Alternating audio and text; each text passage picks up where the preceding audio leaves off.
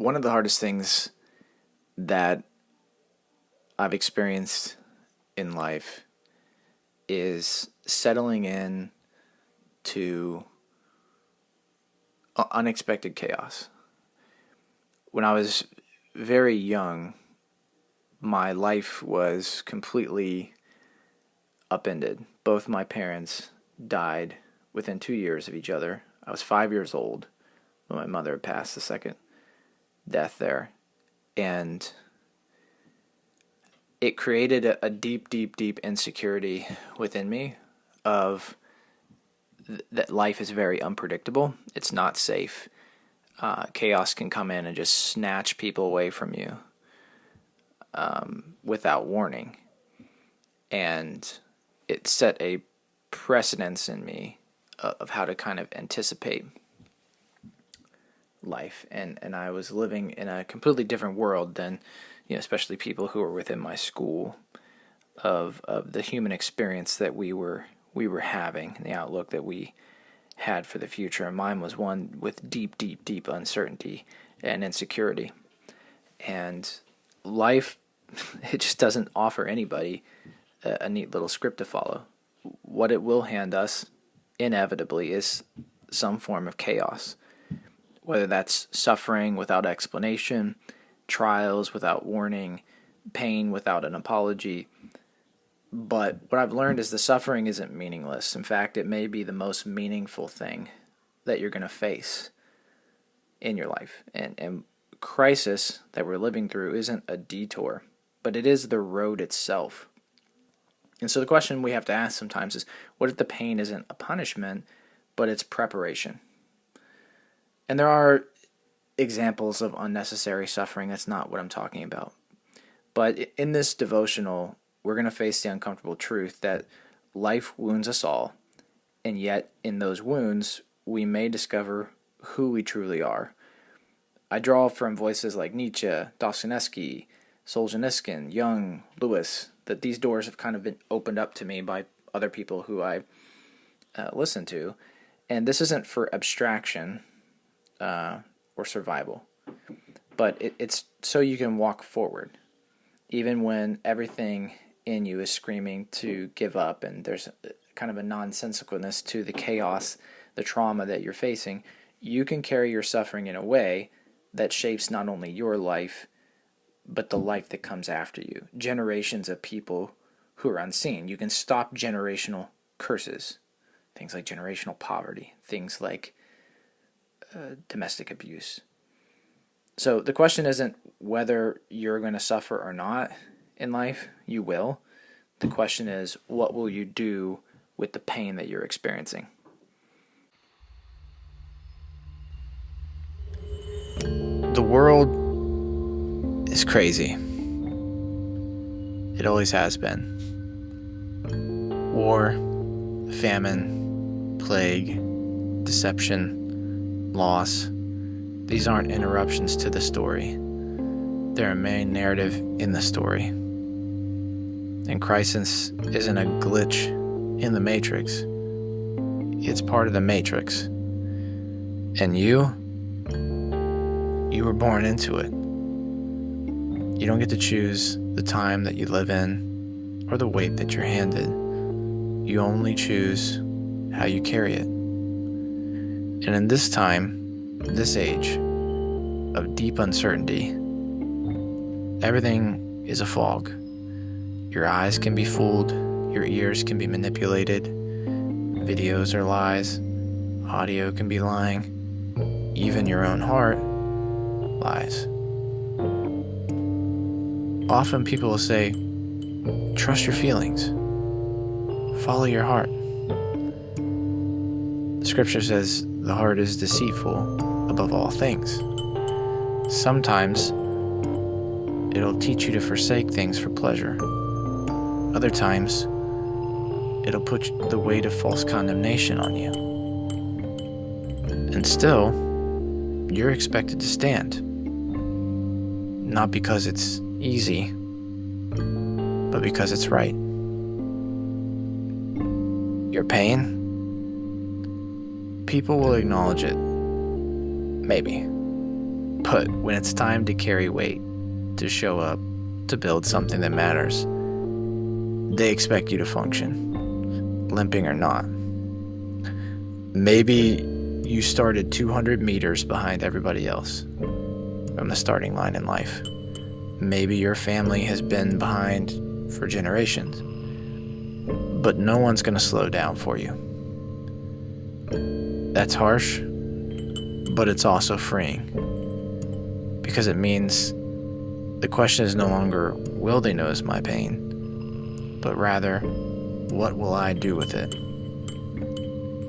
Nietzsche would say, you become who you are, not who the world demands, not who the algorithm is designing, but the version of you that crawled from the wreckage and chose to keep going. Dostoevsky would say, there's glory in suffering rightly. You're not called to be the fastest.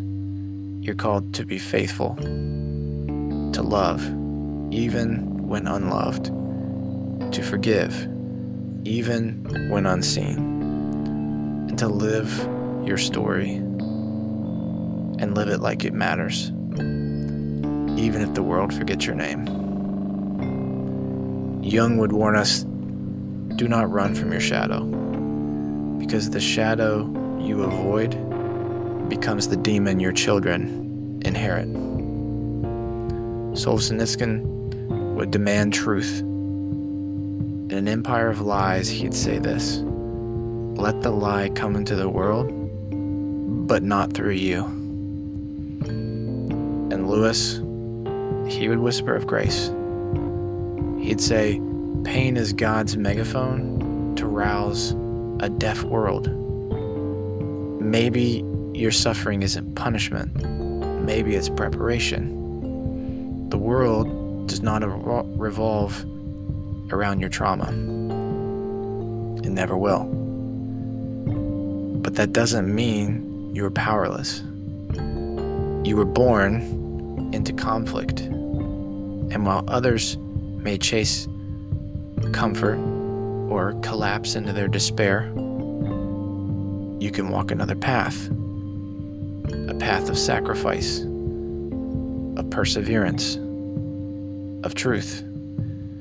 You don't run to win trophies. You run so your children can start closer to the line. You run to break chains that weren't yours to carry. You run to plant seeds that you may never see bloom. And at the end, when you limp across that finish line, tired, scarred, forgotten by men, heaven will stand, because God sees what man forgets. So walk anyways. What other choice do you have?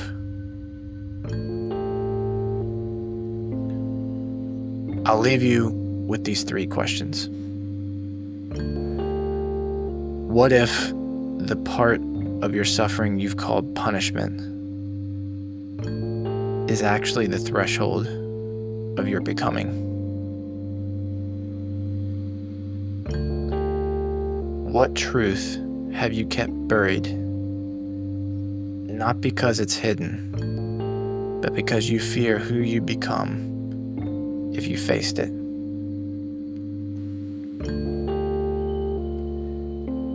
In the silence, when no one else sees and nothing moves, are you being forgotten, or are you being formed?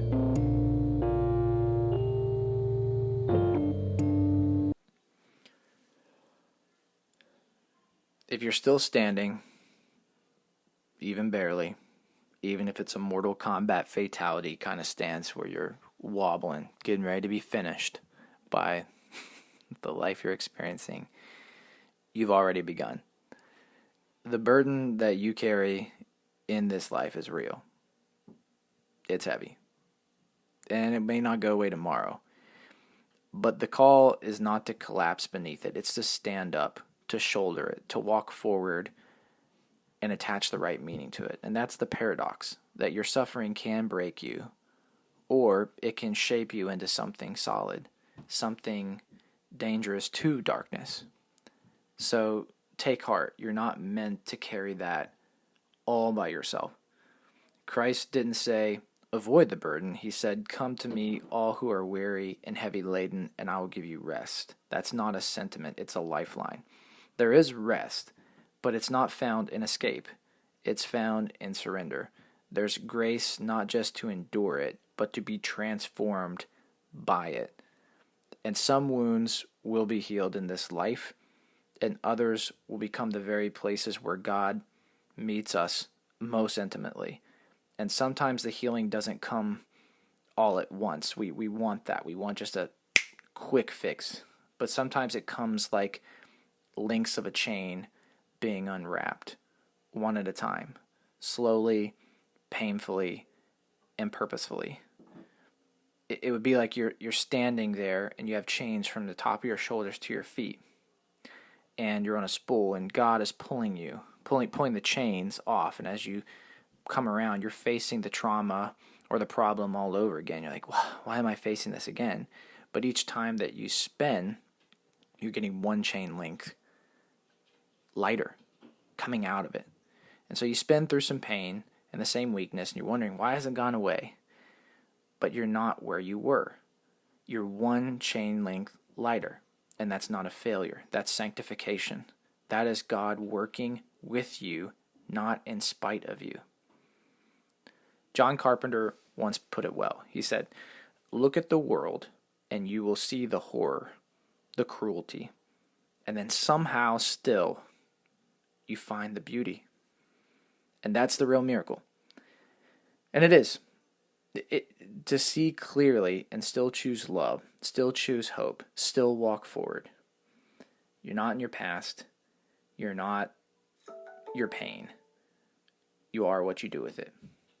So walk anyways, not because it's easy, but because it's true.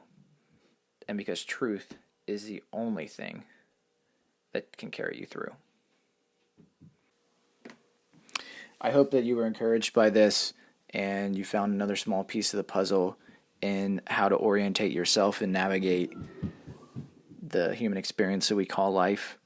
If you know of anybody who's struggling themselves, they're really going through it, feel free to share this with them. Sometimes one word in the right moment is enough to change the next step or even change the trajectory of our lives. I remember listening to a guy who was working with a golf instructor, and the golf instructor watched him struggle and struggle and struggle, and he just kind of came over and chuckled. He's like, okay, what am I doing wrong? He's like, well, you're not hitting the ball right. And he's like, well, that's self-evident. And he started cussing his golf instructor. He's like, no, what I mean is, when you hit the ball, if it's just like a couple millimeters this way, tilting the club this way, or a couple millimeters this way, it's going to change the trajectory of the ball. And the farther that ball travels on that trajectory, it's just going to keep curving, to the left or right.